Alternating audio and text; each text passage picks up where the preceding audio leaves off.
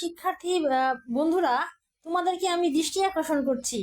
এখন এমন একটি সময় এসে পড়েছে যে সময় লেখাপড়া না করে নিজের পায়ে না দাঁড়িয়ে মানে নিজের কোনো অবস্থানই থাকে না শেষে।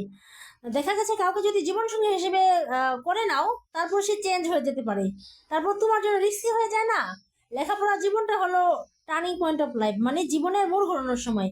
আর সেক্ষেত্রে অনেকেই করে কি ডার্লিং পয়েন্ট অফ লাইফ, মানে জীবনসঙ্গী বেছে নিয়ে জীবনের মূল ঘটনার মূল সময়টাকে নষ্ট করে ফেলি। তারপর দেখা গেছে কি যে নিজের জীবনের জন্যই রিস্ক হয়ে যায় পরবর্তী সময়ে। আমি সমস্ত জীবনের কথা ভেবে আমি মনে করি যে এমন একটি যুগ এসে পড়েছে এখন, যারা লেখাপড়ায় ব্যস্ত আছো এবং যারা নিজের কাজে ব্যস্ত আছো, সেটা নিয়ে ব্যস্ত থাকা উচিত এবং নিজেকে ভালো রাখা উচিত, নিজের একটি অবস্থান তৈরি করা উচিত।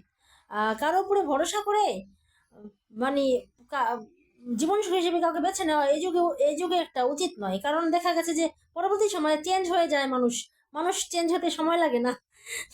তারপর দেখা গেছে যে যাকে জীবনসঙ্গী হিসেবে মানুষ বেছে নেয়, সেই তার জন্য একটা ক্ষতিকর হয়ে যায়।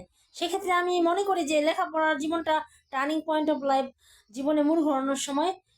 সেটাই মনে রাখা উচিত। আর যার কর্মে ব্যস্ত আছে, কর্ম নিয়ে ব্যস্ত থাকো, কিন্তু মানে একটা নির্দিষ্ট সময় পার না করে, নির্দিষ্ট লেখাপড়ার সময়টা শেষ না করে কারো জীবনসঙ্গী বেছে নেওয়া উচিত নয়। এমন একটি সময় এসে পড়েছে, এই যুগটা এরকমই। অন্তত পক্ষে নিজেকে ভালোবাসলে, নিজের উপর গুরুত্ব দিলে নিজের জীবনটা অন্তত পক্ষে ভালো থাকে। ধন্যবাদ বন্ধুরা।